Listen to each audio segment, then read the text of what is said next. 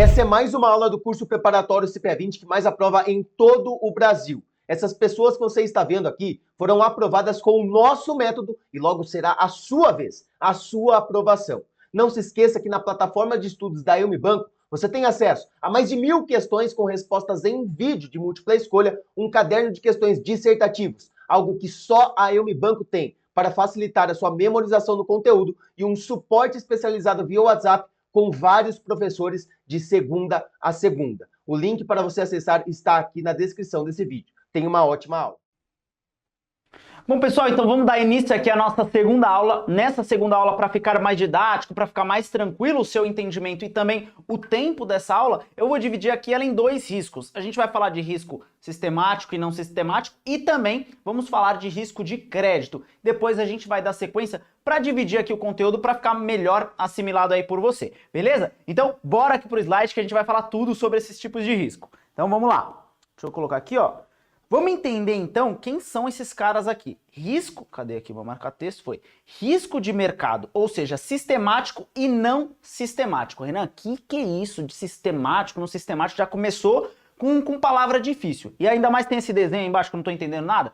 Vamos lá, vamos com calma entender isso junto que vai ficar bem claro aí para você, beleza? Então, ó, bora, deixa eu colocar aqui todos os índices do meu gráfico. Então, o que é esse gráfico que está aqui embaixo? Eu tenho o risco da minha carteira aqui, ou seja, quanto mais alto estiver no gráfico, é maior o risco que eu tenho do meu investimento, da minha carteira.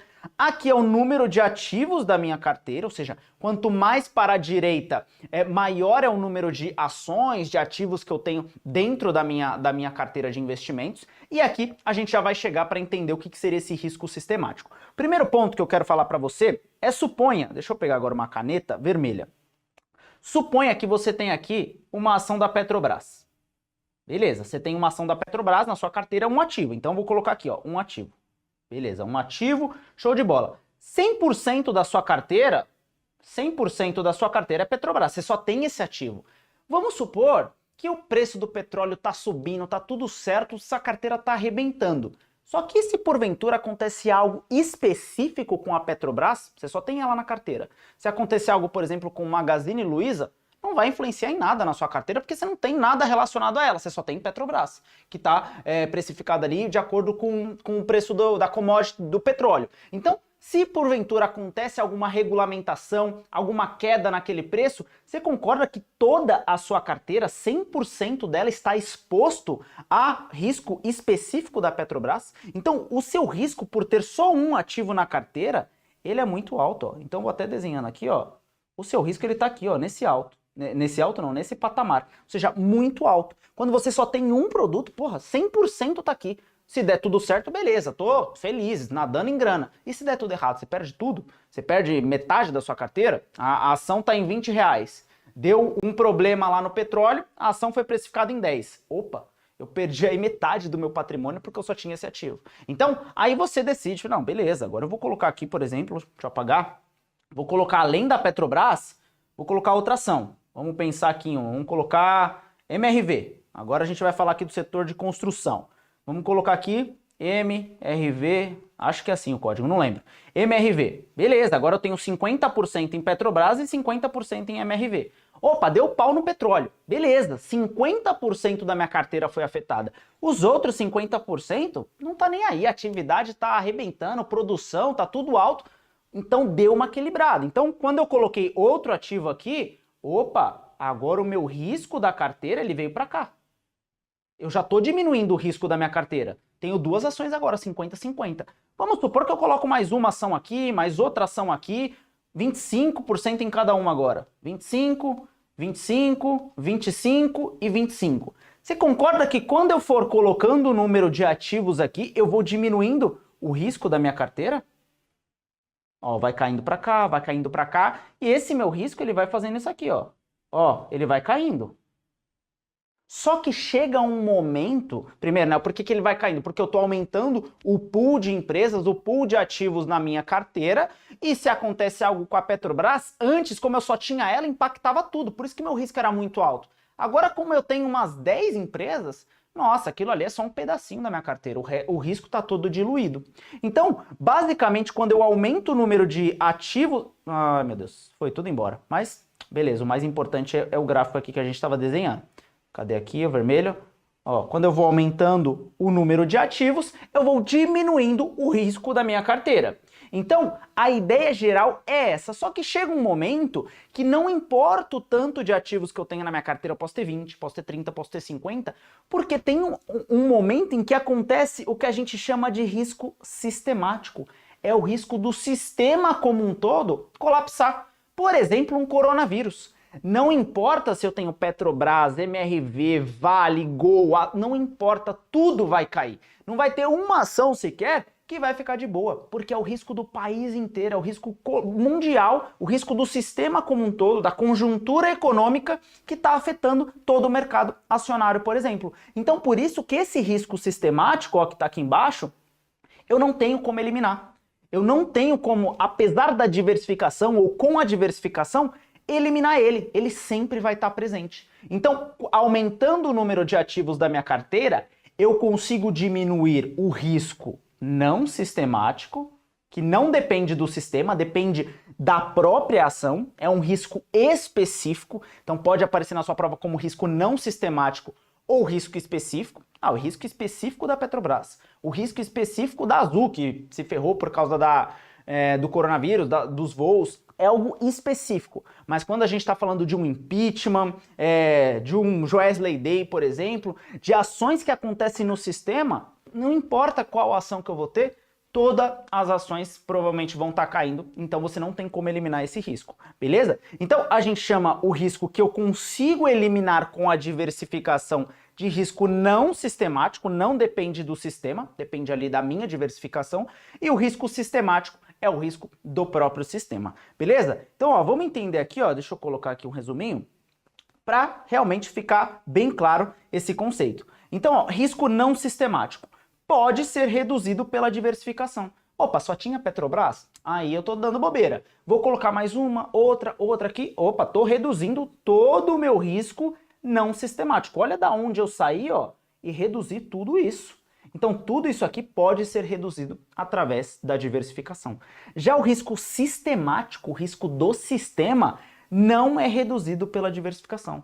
Posso ter 10, 20, 30 ativos, num momento de caos mundial, tudo vai cair, beleza? Então, basicamente, essa é a principal diferença entre risco sistemático e não sistemático. É muito importante você entender isso, fechado? Bora aqui falar de outro risco também fundamental, que é o risco de crédito. Então aqui, ó, seu barriga cobrando aqui do seu Madruga. Me paga aí, meu, já são 14 meses de aluguel. Ou seja, risco de crédito, até o nome aqui, ó, o Czinho, é a mesma coisa de um risco de calote, ou seja, eu não vou te pagar.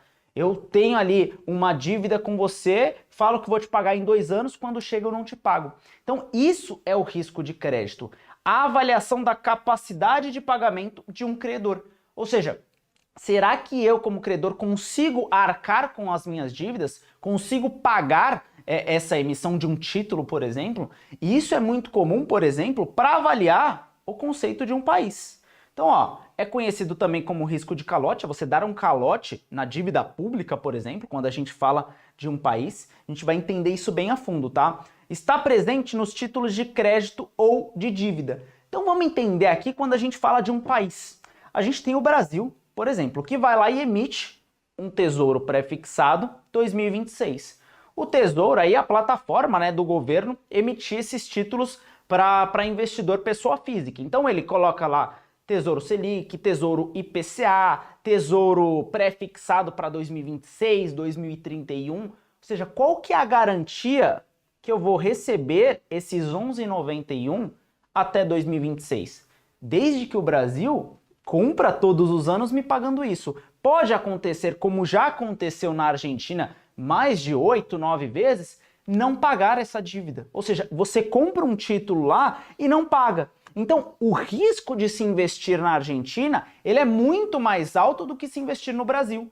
Mesma coisa quando eu estou falando de países de primeiro mundo com nossos países, com nossa parte aqui subdesenvolvida, que é Brasil, Índia, Rússia, a questão aí também da Argentina. Então, esses países subdesenvolvidos, a gente tem um risco maior do que um país de primeiro mundo, que é os Estados Unidos, por exemplo. Então, a nota de classificação, a nota de crédito para os Estados Unidos, ela é a melhor possível. Fala, opa, pode investir nos Estados Unidos lá, que lá você vai certamente receber o seu dinheiro. No Brasil, nunca deram questão de calote, sempre pagaram, mas fica ciente que é um país subdesenvolvido. Na Argentina, amigo, já não pagaram 8 vezes. Tudo bem, no Brasil tá te prometendo 11, na Argentina tá te prometendo 30. Lógico, eles não pagaram 8 vezes para conseguir captar o dinheiro do pessoal que quer investir, ele vai ter que oferecer um prêmio muito mais alto. Então, basicamente, esse é o risco de crédito, de não conceder o pagamento da sua dívida, beleza? Isso aqui a gente está falando de país. Argentina, Brasil, Estados Unidos, cada um emite essas dívidas, né, para captar o dinheiro e ir financiando aí toda a sua dinâmica de política fiscal. Agora, olha essa notícia aqui, ó.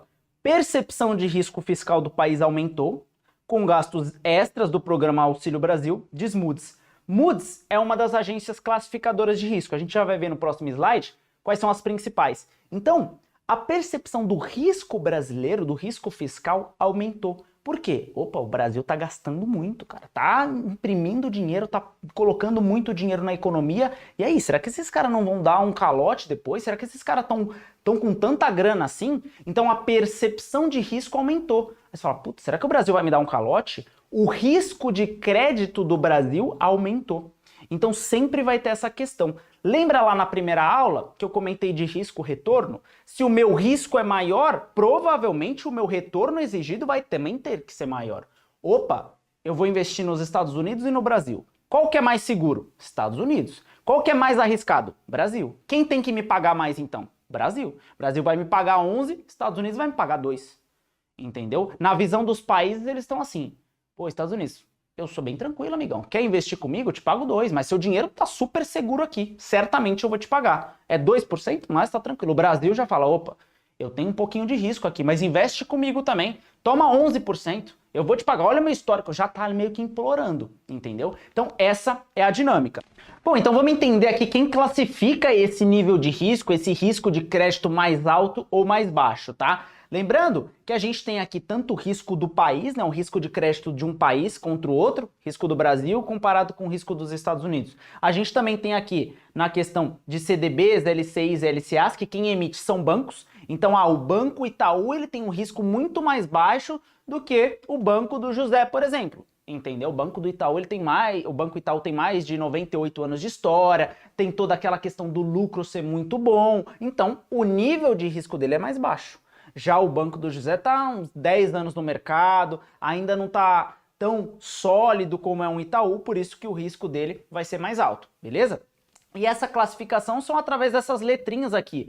A mais comum é essa aqui, ó, AAA, depois cai para AA+, AA-, vai descendo o nível de classificação e vai aumentando o risco. Então, aqui no topo o risco é baixo, é bem baixo, e aqui embaixo, meu amigo, é a mesma coisa que você emprestar seu dinheiro para ninguém, você vai perder. É o risco muito alto. Se você olhar lá, putz, um banco é AAA, nossa, posso emprestar meu dinheiro aqui que tá tranquilo. É o melhor, é o selo máximo aqui de segurança desse banco. Agora, quando eu venho aqui para um nível CCC, por exemplo, opa, o cara já não tá nem no A, nem no duplo, nem no A, só nem no triplo B, tá lá no C. Então você já começa a entender que putz, o risco desse cara me dar um calote, o risco de crédito desse emissor, ele é muito alto. Então aí você vai começando a ponderar essa questão de risco de crédito para o seu investidor, beleza? Aqui também tem a questão das debêntures, né? Que é ali, em vez de ser emitida por um banco, por uma instituição financeira, vai ser um título de dívida emitido por uma empresa privada. Então a gente vê que tem 3 principais emissores.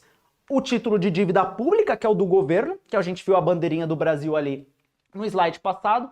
Os títulos bancários, seja o CDB, seja LCI, LCA, e os títulos aí das próprias empresas. E normalmente você tem uma classificação aí para todos esses emissores, desde o AAA até aqui, triplo D, o D, e aí você vai conseguindo mensurar. Mas essa questão do risco de crédito, ela é fundamental, tanto para a sua prova quanto no seu dia a dia de especialista, saber analisar, saber quem são as principais agências classificadoras e passar toda essa dinâmica para o seu investidor, que se ele quiser correr um pouco mais de risco, certamente ele vai também ser remunerado melhor. Se ele quer ter ali uma segurança mais alta, investir num AAA, ele vai ter que abrir mão ali do retorno, beleza? Então a gente falou nessa aula de risco sistemático, não sistemático, mostrando ali o porquê de uma carteira bem diversificada, e aqui também mostrando a parte de risco de crédito, de questão da dívida mesmo, seja ela pública, do governo, seja ela de uma instituição financeira ou de uma empresa privada.